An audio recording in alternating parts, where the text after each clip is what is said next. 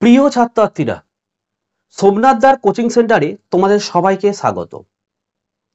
একাদশ শ্রেণীর second semester রাষ্ট্রবিজ্ঞান ছায়া প্রকাশনীর টেক্সট বুক, এই টেক্সট বুকের প্রথম যে অধ্যায় রয়েছে সেই অধ্যায়ের 2 নম্বরের অনুশীলনীর যে 2 নম্বরের প্রশ্ন রয়েছে, টোটাল 79 খানা প্রশ্ন রয়েছে। তো আজকের এই ভিডিও থাকছে প্রথম 40 খানার প্রশ্ন এবং উত্তর নিয়ে আলোচনা। কাজে তোমরা ভিডিওটি একদম প্রথম থেকে শেষ পর্যন্ত দেখতে থাকো। New syllabus and question pattern ছায়া রাষ্ট্রবিজ্ঞান text book for class 11 Nimai Pramanik semester 2 সূচিপত্র একবার দেখে নাও। টোটাল 6টা ইউনিট, ধরো 6টা অধ্যায় রয়েছে। ইউনিট 1 রাজনৈতিক তত্ত্বের মৌলিক ধারণা সমূহ। অনুশীলনীর প্রশ্ন শুরু হচ্ছে 37 পেজ থেকে। তো দেখো প্রথমে 2 নম্বরের প্রশ্ন রয়েছে 79, 79 খানা 2 নম্বরের প্রশ্ন রয়েছে। তো আজকের এই ভিডিও থাকবে 2 নম্বরের প্রথম 40 খানা প্রশ্নের উত্তর। পরের পাঠে আমি বাকি 39 খানা উত্তর নিয়ে আলোচনা করব। ইউনিট 1 রাজনৈতিক তত্ত্বের মৌলিক ধারণা সমূহ। তোমাদের এই প্রথম অধ্যায়ে যে 79 খানা প্রশ্ন রয়েছে, তো আজকে এই ভিডিওতে প্রথম 40টা 2 নম্বরের প্রশ্নের উত্তর নিয়ে আমি আলোচনা করব। তোমরা অবশ্যই কিন্তু খাতায় লিখে নেবে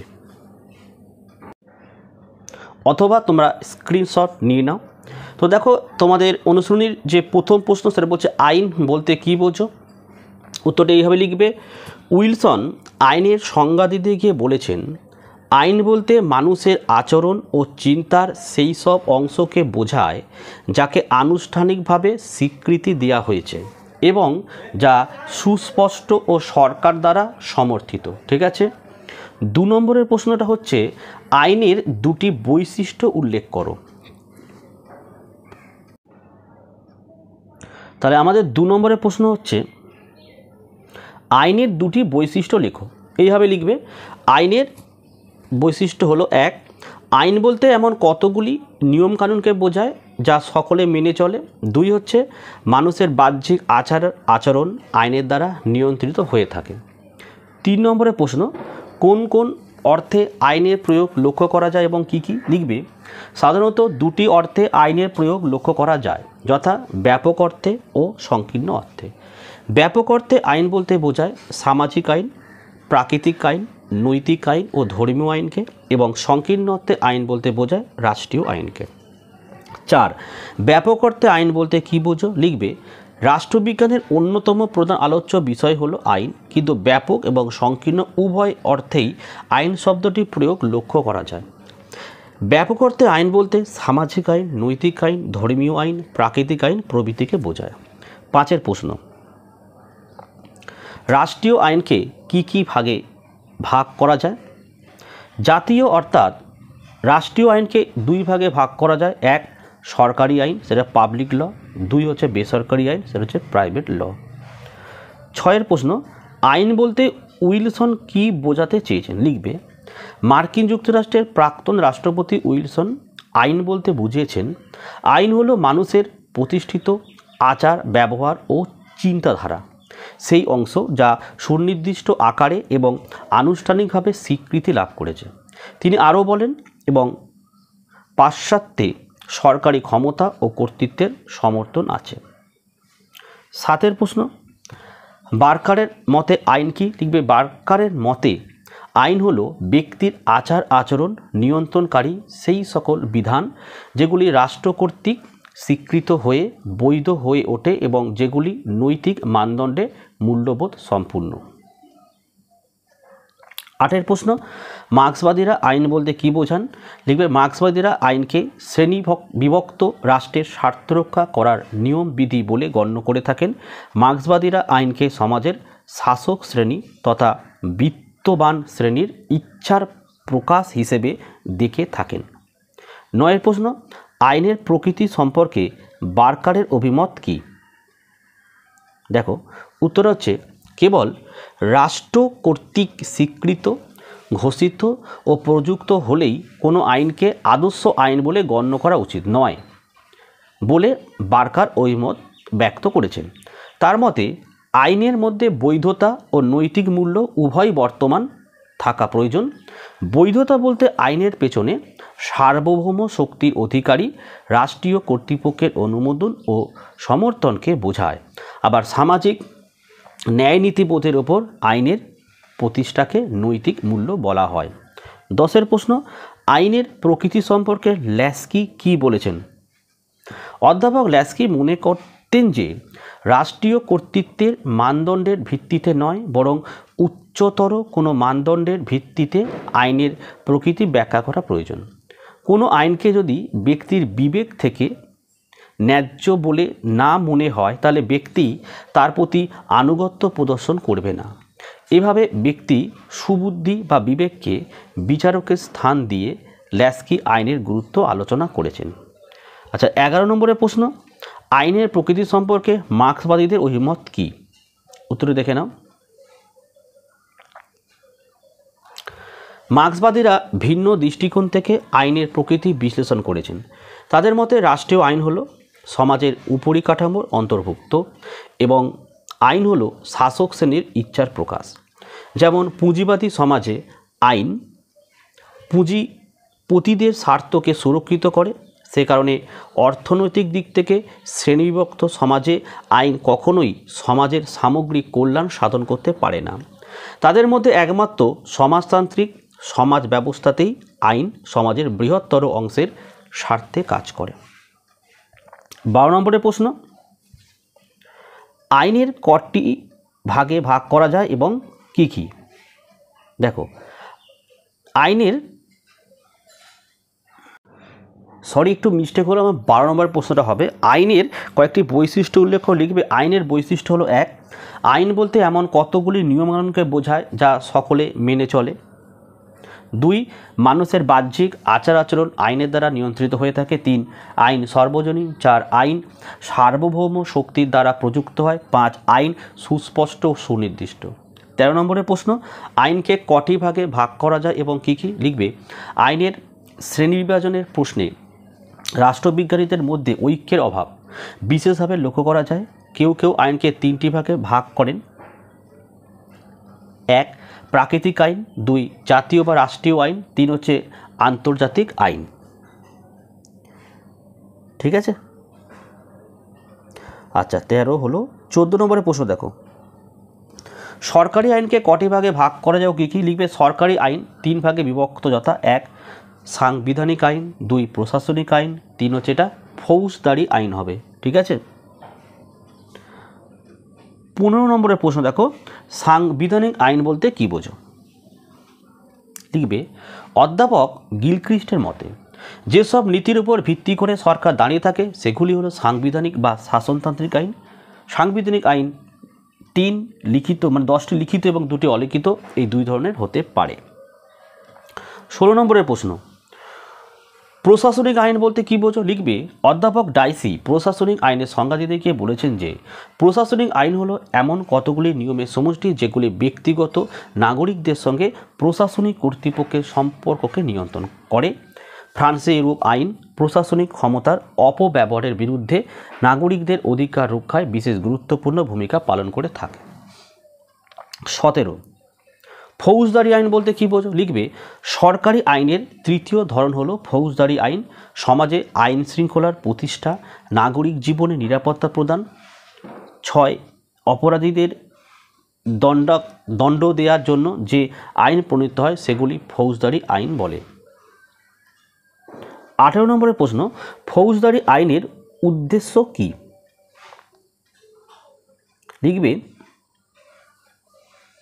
ফৌজদারি আইনের প্রধান উদ্দেশ্য হচ্ছে নাগরিক জীবনের শান্তি নিরাপত্তা রক্ষা করা এবং দোষী সাব্যস্ত অপরাধীদের জন্য শাস্তির ব্যবহার করা।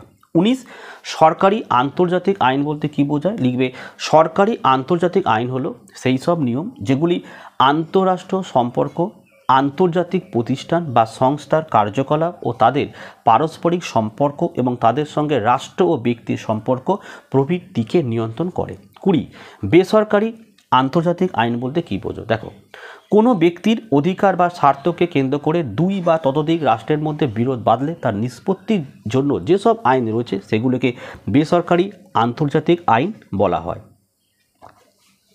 আচ্ছা, এবারে 21 প্রশ্ন, সরকারি আন্তর্জাতিক আইনকে কয় ভাগে ভাগ করা যায় ও কী কী? সরকারি আন্তর্জাতিক আইনকে 3 ভাগে ভাগ করা যায়। 1 শান্তি সংক্রান্ত আইন, 2 যুদ্ধ সংক্রান্ত আইন, 3 নিরপেক্ষতা সংক্রান্ত আইন। 22 প্রশ্ন, আন্তর্জাতিক আইনকে আইন পদবাচ্য বলার পক্ষে 2টি যুক্তি দাও। দেখো, আন্তর্জাতিক আইনকে আইন পদবাচ্য বাংলা মিস্টেক রয়েছে, বলার পক্ষে 2টি যুক্তি হলো, এ দিয়ে লিখবে রাষ্ট্রীয় আইনের মতোই আন্তর্জাতিক আইন ন্যায় নীতির উপর প্রতিষ্ঠিত, অর্থাৎ সার্বভৌমের আদেশ নয়, জনগণের সমর্থন ও সম্মতি হলো আইনের অন্যতম প্রধান ভিত্তি। বি, আন্তর্জাতিক আইন যেমন সন্ধি চুক্তি বিচারালয়ের সিদ্ধান্ত আলাপ আলোচনার মাধ্যমে গড়ে ওঠে, ঠিক তেমনভাবে জাতীয় আইন প্রথা রীতিনীতি বিচারালয় সিদ্ধান্ত এবং বিজ্ঞানসম্মত আলোচনার ভিত্তিতে গড়ে ওঠে। নেক্সট হচ্ছে আমাদের 23 প্রশ্ন, আন্তর্জাতিক আইনকে কী ভাগে ভাগ করা যায়? লিখবে আন্তর্জাতিক আইনকে প্রধানত 2টি ভাগে ভাগ করা যায়। 1 লিখবে সরকারি আন্তর্জাতিক আইন, আর 2 লিখবে বেসরকারি আন্তর্জাতিক আইন। 24 প্রশ্ন, আন্তর্জাতিক আইনের বিপক্ষে 2টি যুক্তি দাও।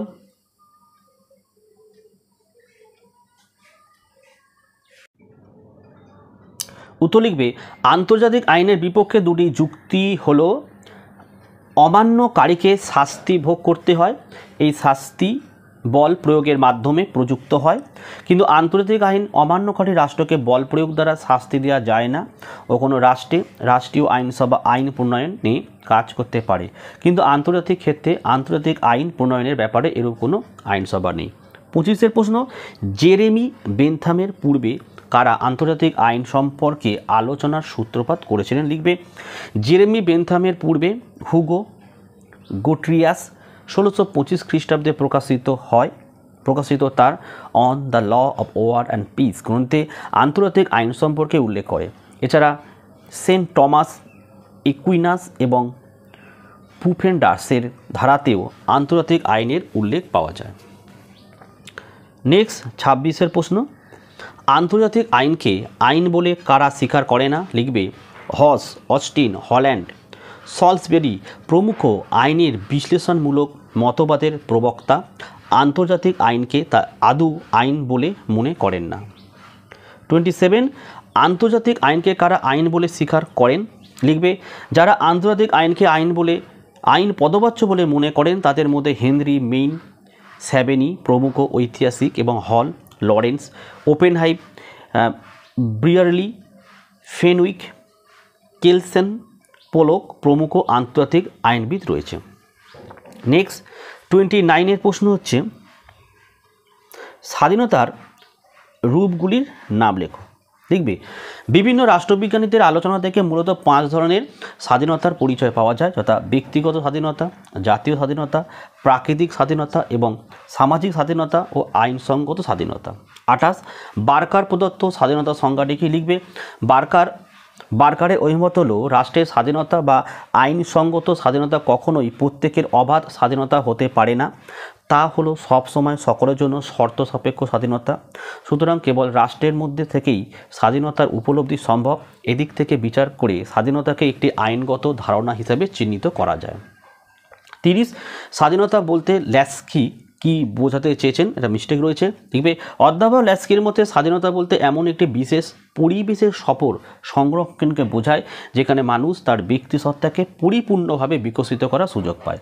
31 স্বাধীনতা সম্পর্কে মন্তেস্কু কী বলেছেন? লিখবে ফরাসি দার্শনিক মন্তেস্কু মন্তব্য করেছিলেন স্বাধীনতার মতো অন্য কোনো ধারণা এবং এতেও এত বিচিত্র তাৎপর্য বহন করেনি এবং মানব মনে এত বিচিত্র প্রতিক্রিয়াও সৃষ্টি করেনি।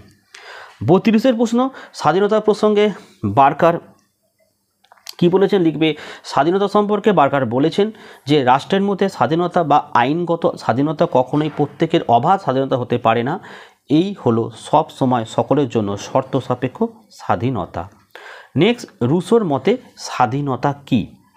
উত্তরটা এইভাবে লিখবে ফরাসি দার্শনিক রুসোর মতে সব মানুষের প্রকৃত ইচ্ছারই সমন্বয়ে গঠিত সাধারণ ইচ্ছা অনুবর্তী হলেই কেবল ব্যক্তি তার স্বাধীনতা ভোগ করতে পারে।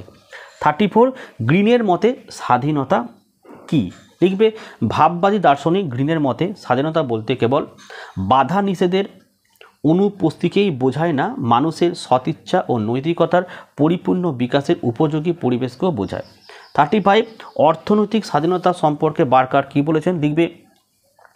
আধুনিক রাষ্ট্রবিজ্ঞানী বার্কার মনে করেন যে অর্থনৈতিক স্বাধীনতা না থাকলে মানুষের কাছে অন্যান্য স্বাধীনতা অর্থহীন হয়ে দাঁড়ায়।